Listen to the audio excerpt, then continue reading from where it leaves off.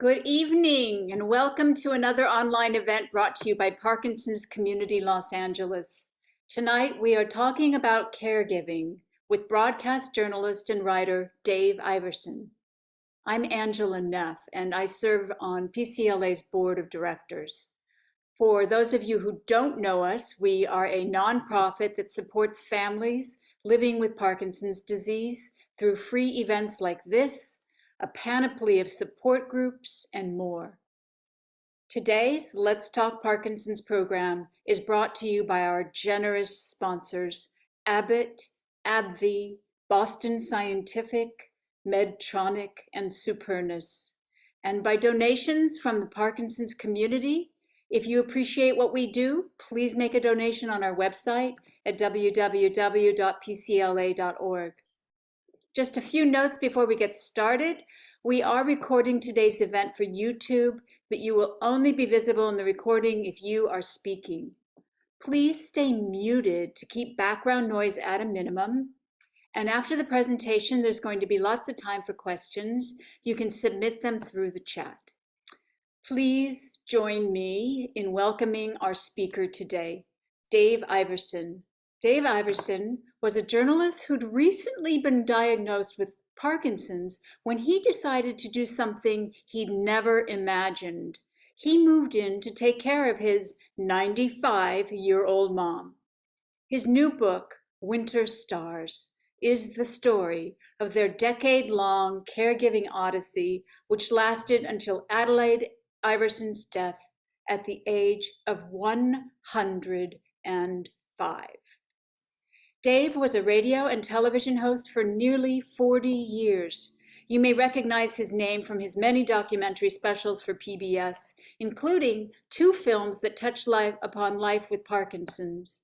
My Father, My Brother, and Me explores his family's battle with Parkinson's, and Capturing Grace tells the story of what happened when a group of people with Parkinson's joined forces with the legendary New York City dance company.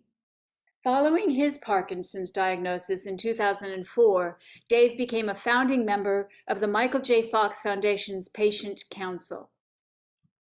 Thank you, Dave, for sharing your incredible personal and moving story with us tonight.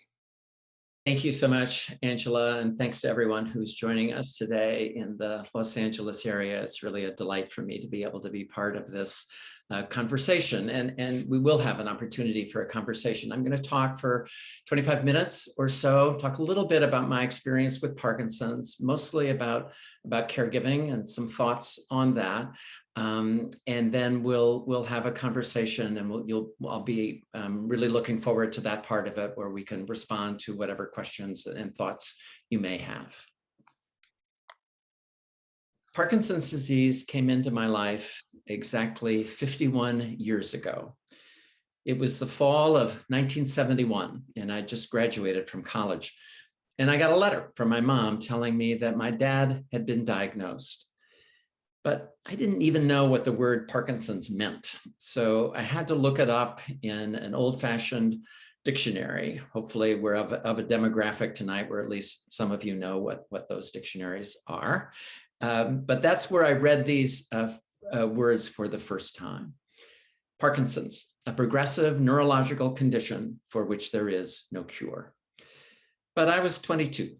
And I had no idea how central that definition would become in my life. A definition that first applied to my dad, and then a little more than 20 years later to my older brother, Peter. And then sometime after that, 12 years later in 2004, it was time for that definition to apply to me. Like those of you watching who also share a Parkinson's diagnosis, I remember the time leading up to my own really well. For weeks, I'd had these odd tingling sensation in my left arm and leg. Sometimes I'd reach for my cell phone in my pocket, my left pocket, thinking that it was vibrating, only to discover that nothing was there. And when I walked, I noticed that my left arm was not swinging the same as my right. And because of my family history, my internal antenna was sort of on instant high alert. And so I made an appointment to see my primary provider, really gifted internist who knew a fair amount about Parkinson's and put me through a very thorough exam. And then he looked at me and said, well, you're going to have to see a specialist, but I think it's likely that you have Parkinson's. A few hours later, still somewhat dazed by that news, I was on the light rail line near my apartment in San Francisco when a sudden lurch made everyone sort of stagger for balance. And in that moment, I looked up, but who did I see on that same train car as me, as my doctor standing about 15 feet away? And our eyes met, and he looked at me with sort of a wry smile and said, remember, from now on, it's about balance. It's all about balance. It would be a year before a movement disorder specialist confirmed my diagnosis, but I've always remembered that moment on the train car because what my doctor said was true. It is all about balance. But what I came to understand over time, largely thanks to the extraordinary people I would meet in the Parkinson's community, is that keeping your balance doesn't mean you have to stand still. In fact, I think it means almost exactly the opposite. I think it means that to keep your balance, you have to stay in motion, and that keeping your balance is more about a willingness to move forward than it is making a misstep. And our willingness to move forward as people living with Parkinson's, as care providers for those living with Parkinson's, and as a community is only going to become that much more critical in the years ahead because of our ever-aging society. We've all heard a lot about those demographics of our aging country, but the one that always stops me cold is this, that someone turns 65 in this country every 8 seconds. So think about that for a moment. It means that by this time tomorrow, at 7:08 in the evening, there will be nearly 11,000 more 65-year-olds living in this country than there are right now.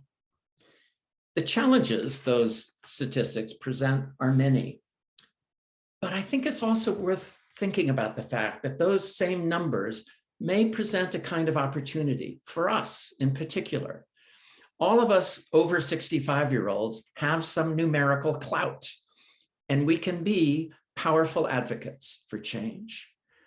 And change we must, because we truly face a real elder care crisis in this country. Probably all remember that over 200,000 people living in assisted living and skilled nursing facilities died during the early months of the pandemic. And yet, even those numbers, those statistics, weren't enough to bring about real change in how we provide and support better elder care. And so that's what I'd really like to talk about tonight, how we can provide better care for our oldest citizens. I learned my first lesson in what care can mean by watching how my mom responded to my dad's Parkinson's, especially as his disease progressed. It wasn't so much how she cared for my dad, it was how she lived with my dad. Her approach to Parkinson's was pretty much emblematic of her approach to life, which was no nonsense, but full of love. You get up in the morning and you do whatever needs to be done for the good of your family and the good of your community. And that's what my folks did after my dad's diagnosis. They kept just doing things. And if my mom didn't always help him get his coat on, it wasn't because she didn't care. It was because they had places to go. Come on, Bill, she'd sometimes say, we've got to get going. And go they did, whether that was to Stanford University lectures, to the ballet, or perhaps most importantly, Stanford basketball games. Sometimes people were perplexed by my mom's business-like approach to my dad's Parkinson. But my cousin, who's a physical therapist and who had treated many people with Parkinson's and with their care providers, told me years later that he often cited my mom to care providers as an example of what a supportive spouse can do, because in his view, helping someone stay in motion mattered more than anything else. But of course, as we all know, staying in motion gets tougher over time. I've come to believe that Parkinson's is fundamentally a disease of subtraction. It keeps taking things from you one by one. A step becomes a shuffle, a hand becomes less steady. In time, it can even take away your ability to smile. And what my mom first taught me was that if you're going to contend with a disease of subtraction, you better keep adding things into your life. You better believe in the power of addition. You have to believe that the plus sign is more powerful than the minus. My mom was all business, but her business was us. My dad, her family, her community. And community, I believe, really matters right now, because when we act as a community, the power of that plus sign becomes exponential. According to AARP, there are now over 50 million family caregivers in the United States, mostly caring for someone old.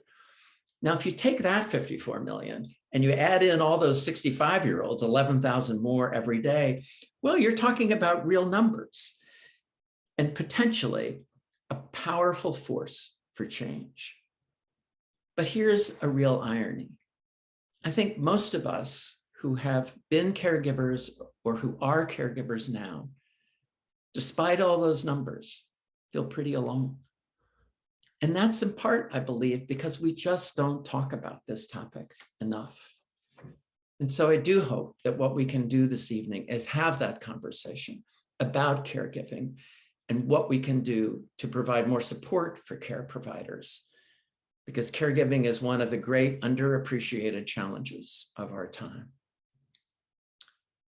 And I know that those challenges can feel unrelenting. My dad's last few years were difficult, both physically and cognitively.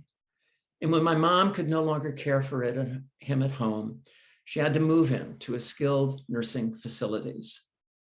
But she was there every day. She'd arrive at 9 o'clock in the morning, dressed to the nines, on her daily mission to make sure my dad got the best of care. "You do not comb his hair like that," she would sometimes say. "You comb it like this. You do not call him sweetie. You call him Professor Iverson."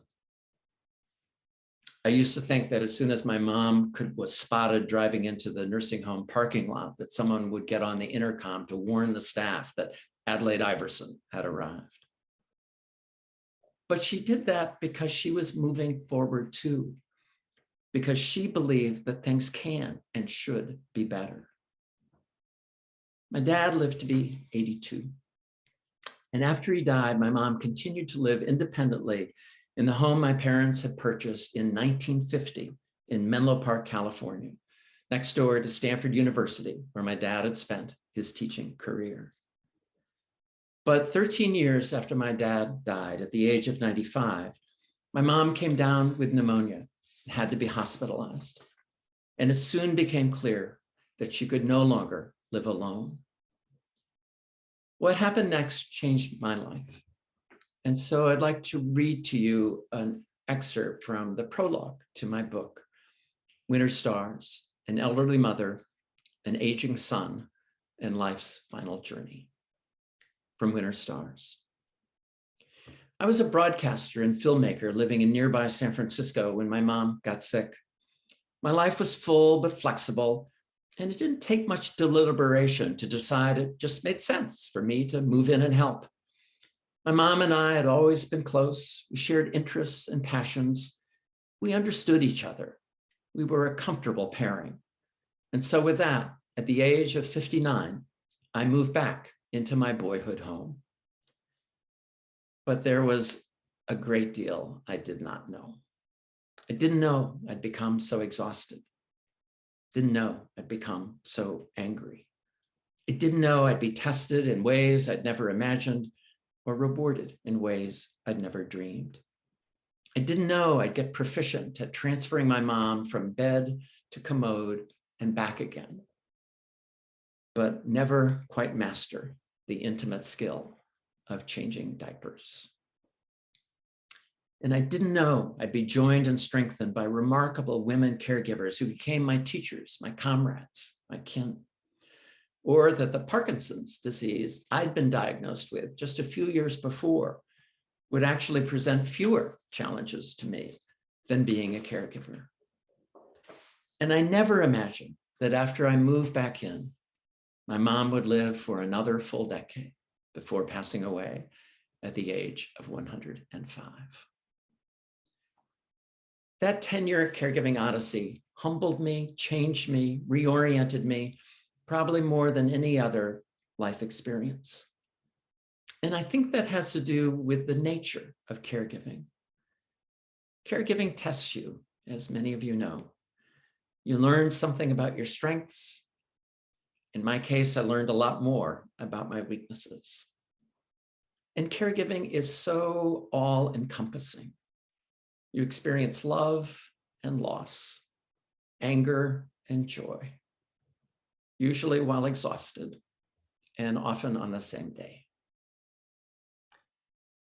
And I say that even though I had it about as good as any family caregiver can have it. And 3 little words explain why. I had help. I had these wonderful women who were with my mom during the day so that I could still go to work. I could walk out the front door in the morning and not come back until the evening, when it was my turn to take over caregiving duties. Most family caregivers do not have those advantages. And I was lucky in other ways too. For starters, my mom and I really did get along most of the time, which of course is not always a given. We not only shared many of the same interests, we shared the same politics, and perhaps most importantly, we shared the same team, the Stanford University Cardinal. Sorry, UCLA and USC fans. And my whole family, particularly my mom and I, were passionate Stanford fans, and she loved going to games. After I moved in, I was able to keep taking her to games until she was past 100. And I learned there is nothing quite like going to a college football game with a centenarian who keeps yelling, "Tackle him, get that guy, get him." Yet, despite all those advantages, I wasn't ready for what lay ahead. Over time, of course, my mom declined, both physically and cognitively. Nights got tough. It wasn't safe for her to go to the bathroom alone at night, so we installed a bell by her bedside that she could ring when she needed to get up. And when the bell rang, I would stumble out of my bedroom 10 feet down the hall, the same bedroom, by the way, that I had slept in as a boy, out of the same twin bed that I had slept in as a boy, go into the bathroom, help her with what needed to be done, help her back to bed, and then try to get back to sleep myself, knowing that that bell might ring again soon. I came to feel that it's sort of like going to bed at night without setting an alarm, but knowing that your alarm is going to go off anyway, just at random intervals. And 3-bell nights, as I came to call them, took their toll.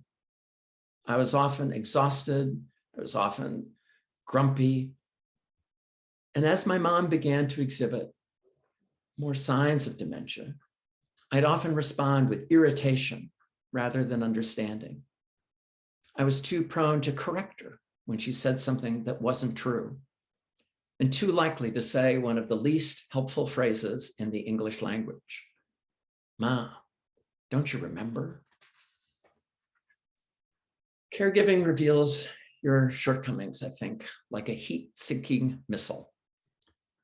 So here are some of mine.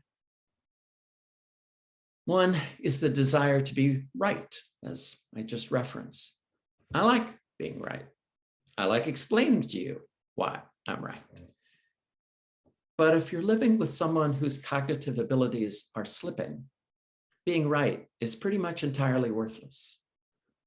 I like being in charge and can get a little frustrated when I'm not. Well, caregiving is kind of like driving down a hill without a seatbelt and having someone in the seat next to you tugging at the wheel as well. And not only that, you're not even sure where you're going.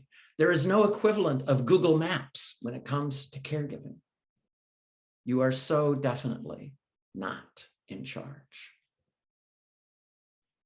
But nothing surprised me more than my own capacity for anger. If you told me I'd wind up yelling at someone who I deeply loved, I would never have believed it, but I did. So I want to tell you a story about what happened one night, only a couple of years into my caregiving tenure. My mom and I were going to dinner at my Aunt Alice's. My Aunt Alice was my dad's much younger sister.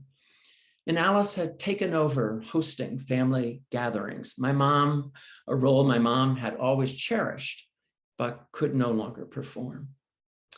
And not long after arriving at my aunt's house, everything came undone, including me. My mom wasn't happy. She was snapping at people and responding crossly whenever one of us would try to respond to one of her grievances. And over the next hour, I found myself getting more and more irritated. And finally, I walked over to her and said, exactly as I would have to a 4-year-old, if you can't act better, we're going home. A few minutes later, we headed for the dining room table. I didn't know you could stalk across the floor while using a walker, but my mom did.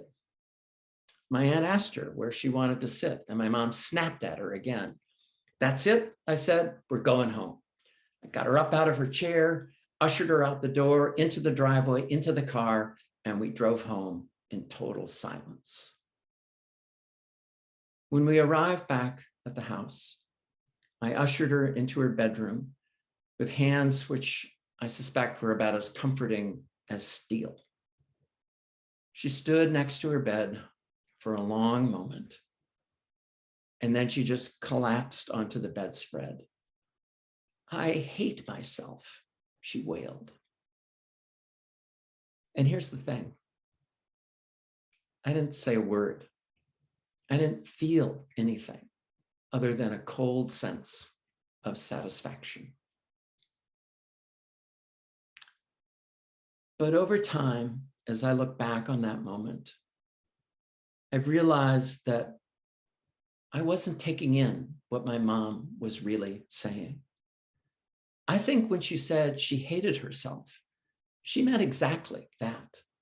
She hated who she was becoming, hated the sense that she was increasingly trapped in a world where she could no longer be who she had always been, someone vibrant and independent, active in her community and with her family, including being the person who had always hosted family occasions. My mom's wail was from the heart, but sometimes I felt like my own was turning cold. I remember another time when I blew up at my mom for reasons I can't even recall.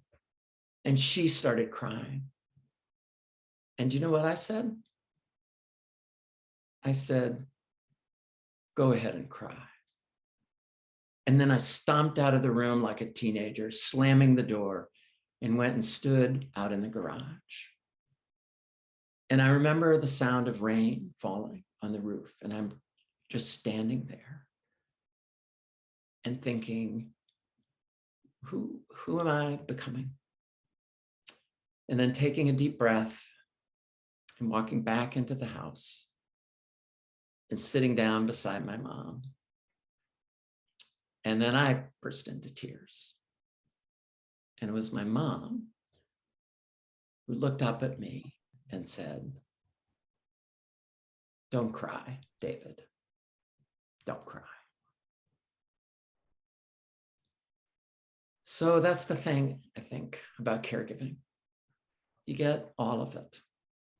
You get the Stanford football games, but you also get the tears of anger, and if you're lucky, the tears of forgiveness. You get all of it.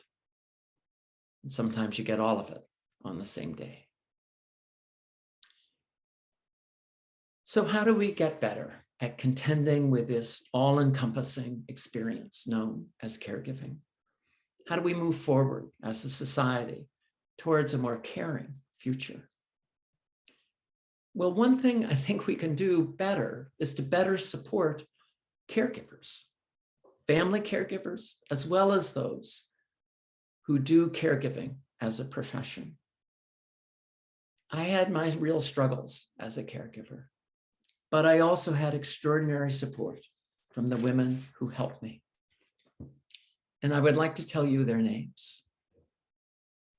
Mele Toffa, Eileen Khan, Sanai Latu, Ronette Morales. They were the remarkable women who joined me for most of that decade. When I fell flat on my face, they lifted me up. When I struggled, they just admired that I was trying. They were the ones whose sturdy, sustaining hope sustained me. They taught me that caregiving is, at its essence, a physical act of love that must be renewed each and every day. And those remarkable women, all immigrant Americans, all women of color, all women for whom English was a second or sometimes third language, gave me an extraordinary gift. They were there when I needed them most. So I have a request for everyone tonight. The next time you hear someone say that those who come to this country need to have a specialized skill, ask them which skills those are and why we need them. Because of course, we need skilled immigrants coming to this country, but it's not just those who possess the technological skills we so often prize. It is also the skills that caregiving demands, the skillful touch, kindness, compassion. And right now, we do not value those skills enough. According to the Brookings Institution, the average wage for home healthcare workers in the United States in 2019 was $12 an hour. Now, I was able to do a lot better than that. But you know why? It was largely because my folks had purchased a home in Menlo Park, California, right in the heart of what would become Silicon Valley in 1950 for $15,000. And by the time I moved in 2007, it was worth just a bit more than that. And that meant I could borrow against that very valuable piece of property again and again and again to pay for our care. But what kind of national care plan is that? Make sure you have parents who bought a home in Menlo Park in 1950 and you'll be fine? We have to do better than that. We have to use our collective numbers, all us over 65-year-olds and then some, to advocate for change and to support each other. We need to remember that we are all in this together now or soon will be. To paraphrase the famous words of Barack Obama, when it comes to aging and caregiving, there are no red states or blue states. We're going to grow old together as families, as communities, and as a nation. A dear friend of mine once told me that we are all carried in life. Sometimes we're carried by others. Sometimes we do the carrying. Maybe that's the true gift of caregiving, despite its many challenges. You learn something more about carrying and being carried. Amidst the tears and frustration, you learn something more about affirming those you love and being affirmed as well. And I believe that when we do that, when we affirm each other, when we carry each other, we gain a deeper sense of community. And I can't think of anything our country needs right now more than that. I'm going to conclude my remarks by just reading one last story from Winter Stars.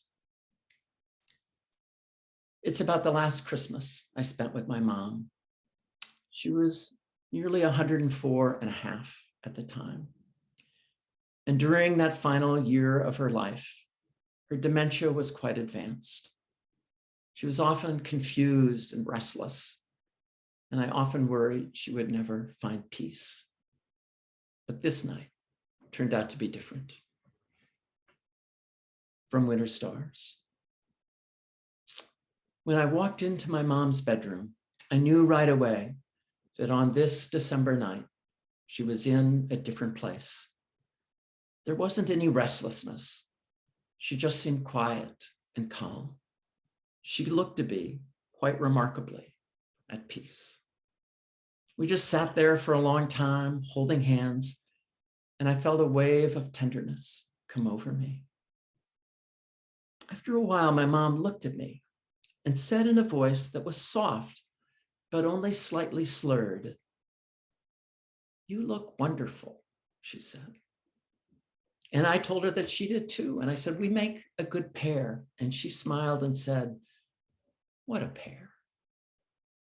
Sat for a while, my hand on top of hers, just sitting there, nothing more. And then she turned her head and looked at me and said, "I feel lucky."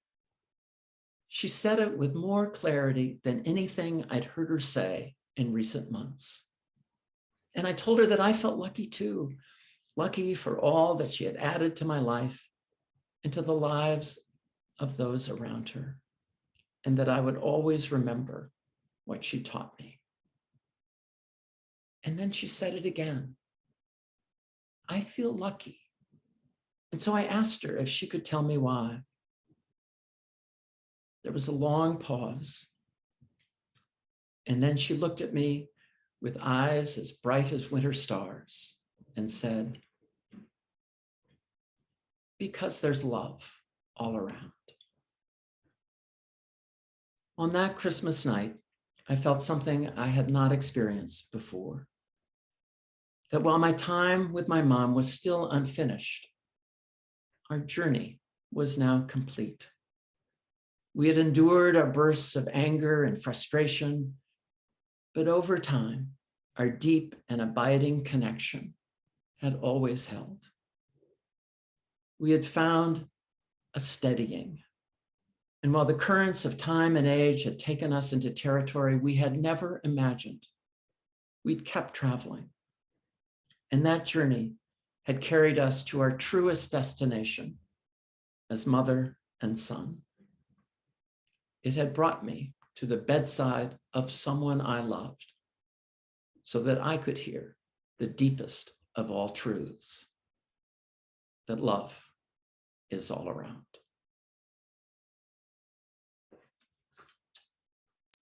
Beautiful. Thank you.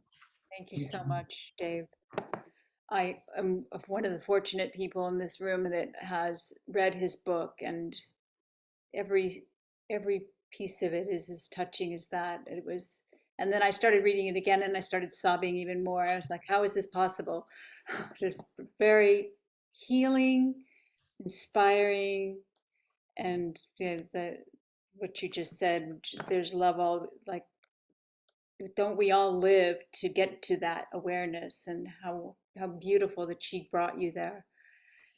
I think that's right, Angela. And I think that, I'm really touched by what you said, and that it did move you to tears. I still get a catch in my throat sometimes when I talk about my mom. And I think that is something, despite its terrific challenges, that can come from this experience, because caregiving is one of those things that brings you right to the heart of life and death.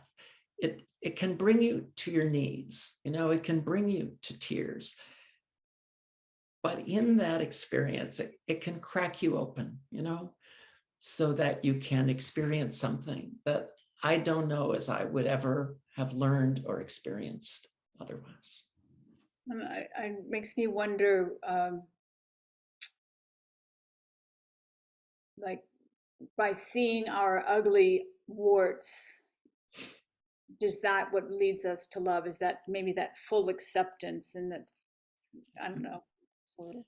Yeah, and that's part of getting older, I think too. I mean, I'm now 74, and you're at a point in life where you can see those warts pretty clearly. And as if my wife were here, she would attest that I'm still someone who likes to be right. So it's not like it's a cure. It's not like but you're aware of them. And in time, you can sort of smile at them and a little bit more and get a little bit better at compensating for those and accepting who you are and what life brings us. Well, interestingly, the first question here is about what we were discussing, which one of the things that I told Dave when I was reading his book that I experienced was I was really worried about him. How is he taking care of himself? Because he has Parkinson's. Now, obviously, he's an amazingly fortunate person with Parkinson's, but still, anybody, even who doesn't have a disease, would be tried. And somebody here had similar, is struggling with ways to how to maintain their own self-care and goals and Yeah. feel like you're still living your own life while caretaking. So you Yeah. had said that you might be able to offer some ideas in that realm.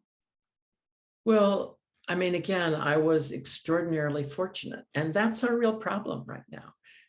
Unless you're extraordinarily fortunate, we're not well set up in our society to provide care or to provide support for people who are providing care. That's our big challenge. I was really lucky. I was lucky in that the version of Parkinson's I happen to have, and all of you know how varied and idiosyncratic a condition it can be, has progressed really slowly. The medication still works well for me. I have some issues, but I'm extraordinarily lucky. I think it's also that I was able to work, that I could walk out the front door in the morning and not come back until evening when it was my turn to take over. My job was basically nights and weekends. That was plenty, but I can't imagine having, if I had been doing it 24/7, as so many caregivers do. We have to, again, compensate for that. But work was one of the ways I survived. And having help so that I could go for a run. I took up long distance running when I was a care provider in my 60s. That was a true godsend, both for my own health, mental health, emotional health, as well as physical health. And we have to provide those things. And one thing I would really say to anyone who knows someone who's caregiving, or if you have friends who know that you may be struggling as a caregiver, it's so helpful if people can say, not just, well, let me know if I can help, but are specific, who say, I noticed that the leaves need raking, and I've got time. I'm coming over to do that on Saturday morning. Or if someone isn't offering, ask someone to do that, to bring a quart of milk when they go grocery shopping, to sit with the person you're caregiving so that you can go for a walk. Specificity matters so much when it comes to self-care. It's the only way it happens. You have to be specific, and you have to find a way to get it. I really came to believe that all care providers need more help than they think they do.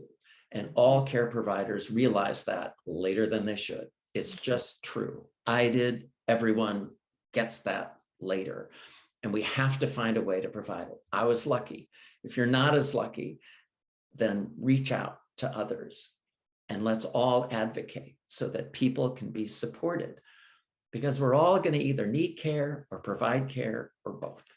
So it is in our own interests to change where we are. I want to encourage everybody to read this book. It was so moving in so many levels, and I'm not even a caregiver. I just would also like to add that if you do choose to buy the book, which of course I'd love, all the royalties go to 3 nonprofits, 2 of which are Parkinson's related, and one is a care providing organization. So that's also something that in a little tiny way can hopefully begin to address our needs too. Thank you again, Dave, and thank you everyone for joining us today. We hope you will join us in a few weeks for our next Let's Talk Parkinson's, and it's going to be about cannabis and Parkinson's. You will receive a link to register for this event by email. We've also got some great events coming up in 2023, so stay tuned. We are excited to announce that PCLA has been chosen as an official charity partner of the LA Big 5K race. So if you are in the Los Angeles area, we invite you to join us for this race on Saturday, March 18th, 2023. We got lots of time to plan for it and to help us raise funds for the community support and education programs. Today's event was made possible by our sponsors Abbott, AbbVie, Boston Scientific, Medtronic, and Supernus. And by you. By donating to PCLA, you can join us in our mission to improve the lives of the families in our community who are living with Parkinson's. PCLA is a nonprofit and all donations are tax deductible.